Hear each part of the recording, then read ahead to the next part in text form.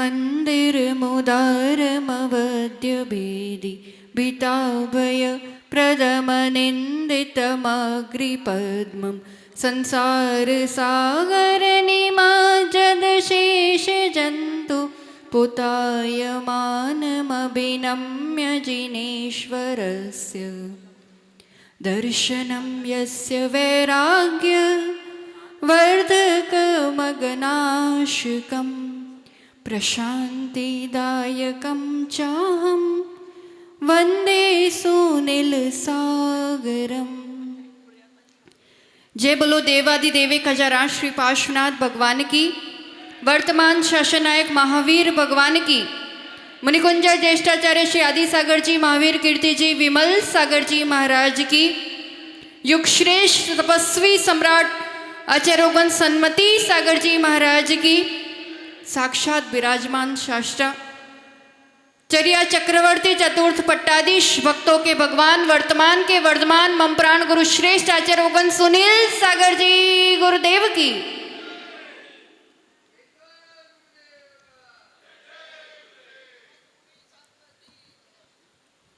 एक बार की सच्ची घटना है, बहुत प्रेरक घटना। राजा जनक का दरबार लगा हुआ था और वहाँ पर उनके गुरु बोलो या संत व्यास जी, उनको कथा कराने के लिए बुलाया गया था। कथा लंबी थी और बहुत दिनों तक एक आध्यात्मिक चर्चा का माहौल उस दरबार में बना हुआ था। एक दिन की बात है कि कुछ शासकीय कार्यों के कारण राजा को देरी हो गई।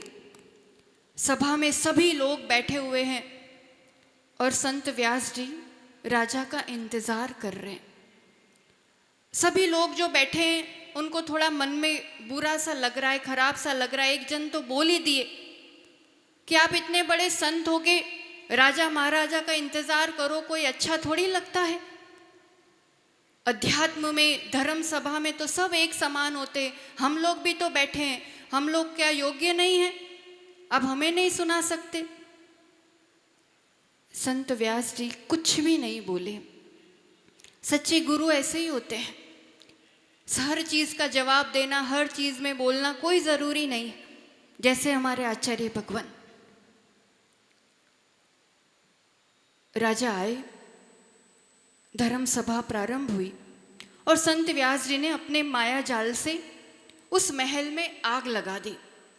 जैसे ही आग लगने की भनक हुई तो जितने भी वहां उस धर्म सभा में बैठे हुए थे सभी उठ के भाग खड़े हुए कि कहीं मेरी झोपड़ी तक, मेरे मकान तक, मेरे घर तक ये आग ना चली जाए। लास्ट में, अंत में दो ही बचे, संत व्यास और राजा जनक। सभा चलती रही। संत व्यास ने पूरी आग समेट ली। पुनः सभी लोग आकर के सभा में बैठ गए और फिर संत व्यास बोले कि तुम्हें तो सिर्फ आशंका थी, एक डाउट था कि कहीं तुम्हारे मकान तक आग नहीं पहुंच जाए, और तुम सब भग के खड़े हो गए और जिनके महल में, जिनके यहां आग लगी थी वो हिले तक नहीं। शिष्य की योग्यता, पात्रता देख करके गुरु कुछ दिया करते हैं। वो राजा थे इसलिए नहीं रुका था मैं, इसलिए प्रतीक्षा नहीं कर रहा था। वो तत्वज्ञानी है, वो पिपासु है, वो समर्पित शिष्य है, इसलिए इंतजार कर रहा था। अपनी योग्यता और पात्रता को निखारो। बहुत शिक्षाएं मिलती है इस प्रसंग से। हम दूसरों को ही देखते रहते हैं, चाहे भक्त मंडली हो, चाहे शिष्य मंडली हो। ये शिकायत बहुत रहती है, इन्हीं को देते, इन्हीं का करते, इन्हीं का ऐसा। पर दूसरों को देखे उससे पहले खुद का निरीक्षण करे। और गुरु जो कुछ भी करते हैं उनकी, हमारी सोच पूरी होती है, वहां गुरु की सोच प्रारंभ हुआ करती है। हर अवस्था में गुरु के प्रति पक्की श्रद्धा बनी रहे, ये बहुत ज़रूरी है। बाकी फिर वो जिनके लिए जो करते हैं योग्यता और पात्रता अनुसार, वो उनका निर्णय हुआ करता है, जो सही ही हुआ करता है। गुरु गुणों से बहुत बहुत बहुत बहुत भारी है। हम तो नित आभारी हैं, कैसे ऋण चुकाए ये विचार करना चाहिए। अहमदाबाद में अभी विकास सप्ताह चल रहा है ना? गुजरात विकास सप्ताह के जब से मोदी जी सीएम बने, अभी पीएम है, तब तक ये 27 वर्षों में गुजरात ने क्या विकास किया, उसका ये पूरे हफ्ते भर तक, दिवाली तक प्रदर्शनी चलना है। गुजरात ने क्या विकास किया वो तो गुजरात जाने, पर इतना अतिशयकारी चातुर्मास वर्षायोग आचार्य भगवान का पा करके हम सब ने क्या विकास किया, इसका निरीक्षण इस सप्ताह में, क्योंकि एक हफ्ते बाद तो निष्ठापन ही हो जाना है। व्यक्तिगत रूप से हम अपनी भी बात करें तो इतने जन्मों में, इस जन्म में, इतने वर्षों में इस विकास का, इस प्रोग्रेस रिपोर्ट ऐसे महान आचार्यों के चरणों में बनाना बहुत जरूरी। सच में एक ऐतिहासिक, और बार बार जो ऋषभ जी बोल रहे थे पहली बार, पर बहुत कुछ ऐसा पहली बार अहमदाबाद में इस 2025 के चातुर्मास में ही हुआ।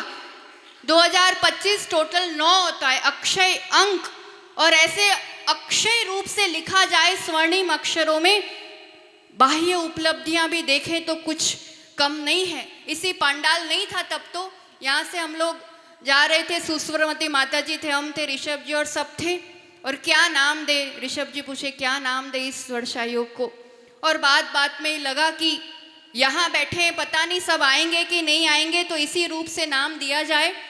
तो सुस्वरमती माता जी ने कहा अपन आवो के कंसेप्ट में चलते हैं, आध्यात्मिक अहमदाबाद वर्षायोग। ओ कहाँ से लाएंगे तो 2025 में से ले लेंगे, पर हमें एक कमी लग रही है, एक ए और होना चाहिए था। अब ऐसा फील हो रहा है, भले लंबा बोलते अपन आवो, वो ए जरूरी था। अतिशयकारी आध्यात्मिक अहमदाबाद वर्षायोग 2025, क्योंकि पल पल हर घड़ी जो अतिशय यहाँ हुए हैं वो सच में गिनती भी करने बैठोगे तो गिन नहीं पाओगे।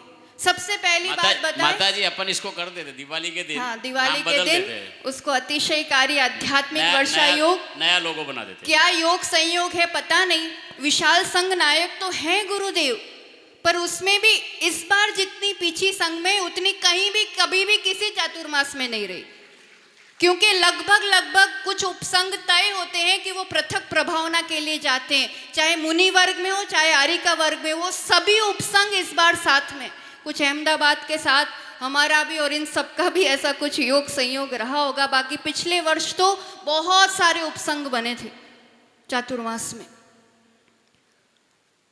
ज्ञान की वर्षा हुई, आशीर्वाद की वर्षा हुई, उसके साथ साथ जो जल की वर्षा जितनी इस साल अहमदाबाद में हुई है, बताओ अहमदाबाद वालों, ऐसे मौसम में 10 लक्षण पर्व और ऐसे चौके की व्यवस्था, और जब कभी चौके वाले विकल्प में होते कि अब बारिश का पानी खत्म हो गया है, अब बारिश का पानी चाहिए ताकि हम सुचारू रूप से, स्वस्थवर्धक रूप से हम आहारचर्या करा सके, और निश्चित रूप से उस दिन बारिश आती ही आती। इतनी बारिश कभी नहीं हुई। आचार्य भगवान का उपस्थिति का ऐसा अतिशय, ऐसे समारोह, इतने अतिथिगण, नेता, अभिनेता, वैज्ञानिक, डॉक्टर्स, ये क्या क्या समारोह। ध्यान रखना ये बात, शासन प्रशासन 50 हो गए माते, 50 हो गए ना, अभी और रिकॉर्ड तोड़ो। 60 करना है, अभी 60 करना है। सबसे बड़ा तो आने वाला है अब बोनस के दिनों में। हाँ। दिवाली के बाद कभी भी विहार हो सकता है, पर आगे के दिन जो मिल रहे हैं वो बोनस के दिन है, जिसमें सबसे बड़ा पर्व, सबसे बड़ा विधान, सबसे बड़ा संघ और सृष्टि सावक सभी मिलकर के वो सिद्ध चक्र महामंडल विधान का आयोजन करने जा रहे हैं। बात चल रही थी कि इस स्थान का मिलना भी अपने आप में अतिशय है, जहां 3 दिन बाद जिस इंडोर स्टेडियम का उद्घाटन होने वाला था, आचार्य भगवान का नाम ही सुना था, अभी दर्शन नहीं किए थे। नाम मात्र ने ऐसा काम किया कि उन्होंने 3-4 महीने अपने उस उद्घाटन समारोह को डिले कर दिया। जहाँ ओलंपिक्स खेला जाना है, जहाँ कॉमनवेल्थ खेला जाना है, वहाँ ऐसे अतिशय योगी ने अपनी साधना की है, उसमें भारत तो क्या अब रंग लाएगा वो कहने की जरूरत नहीं। शासन प्रशासन तक हर समारोह की खबर गई है। उसका प्रमाण है कि भारत सरकार ने अभी कुछ वैसी योजनाएं बनाई है कि पांडुलिपियों, मैन्यूस्क्रिप्ट्स का पूरा डिजिटाइजेशन करना है। उसमें जैन पांडुलिपि की जिम्मेदारी पूरे भारत में गुजरात यूनिवर्सिटी वालों को मिली है कि आचार्य भगवान जो जैन संत इतने महान संत जो जैन संस्कृति के प्राचीनता की रक्षा कर रहे हैं, तो यहाँ के कुलपति जी स्वयं आए थे कि आचार्य जी, हमको कहा गया है कि आपसे मार्गदर्शन ले, आपका आशीर्वाद ले, और आपके उससे ही ये कार्य भारत सरकार यहाँ पर आचार्य भगवान के आशीर्वाद से ये कार्य करने जा रहे। पूरा लिस्ट के इनसे मार्गदर्शन लीजिए, आशीर्वाद, पूरी सूची, कौन विद्वान कर सकता है, उसमें आचार्य भगवान का नाम लिख के आया है भारत सरकार से। और यहाँ गुजरात यूनिवर्सिटी को ये कार्य दिया गया है, तो कहीं ना कहीं आचार्य भगवान की यहाँ उपस्थिति ने ये अतिशय किया है। बाह्य उपलब्धियां हैं, आंतरिक भी कोई कम नहीं है। जिस जिस साधक ने, जिस व्रती ने, जिस श्रावक ने चाहा कि मुझे इस जीवन के अंतिम लक्ष्य समाधि को पाना है, जितनी समाधियां यहाँ हुई है उतने भी, और पर लॉस नहीं हुआ कुछ भी।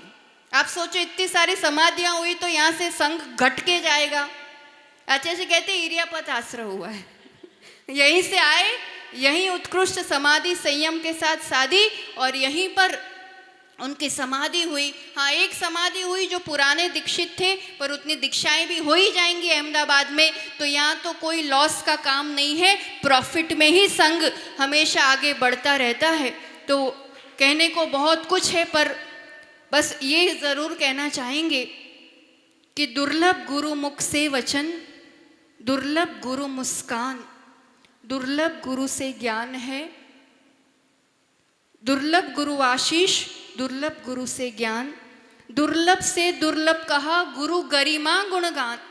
गुरु का नाम भी काम करता है, स्मरण मात्र भी काम करता है। हम तो गिनाने बैठेंगे तो पूरा दिन पूरा हो जाएगा, पर अभी लेटेस्ट जो एक दुस्साहस किया है गुरु गरिमा गुणगान का, क्योंकि शब्दों में गुरु की गरिमा गुणों को समाना ये सबसे टफ टास्क है, पर ये दुस्साहस जो एक समर्पणम गुरु गुणमाला के माध्यम से करने का एक प्रयास किया है, वो जो डायरी जिसमें हम लिख रहे थे,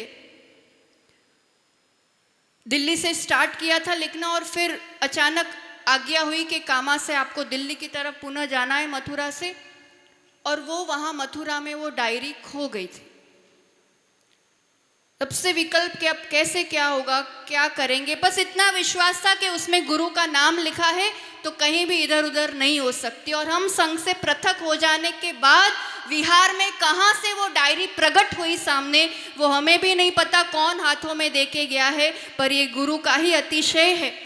और फिर लेखन पूरा हुआ और ये थोड़ा सा प्रयास सामने है।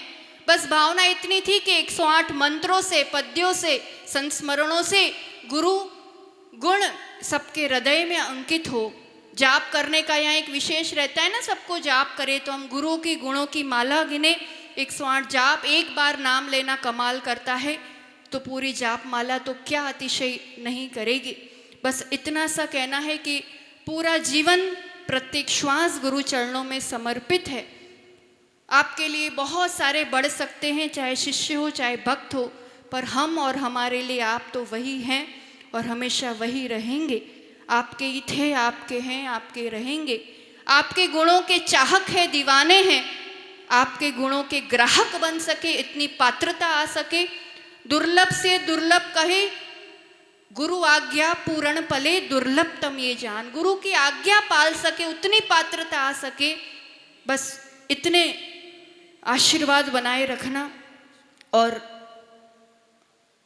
आपका विश्वास आपके चरणों में स्थान बना रहे, हृदय में स्थान बना रहे, नजरों में स्थान बना रहे, इसी मंगल भावना के साथ कि आपके गुणों के चाहक हैं, गुणों के ग्राहक बने और गुणों के वाहक बने, आपके गुणों को जन जन तक पहुंचा सके।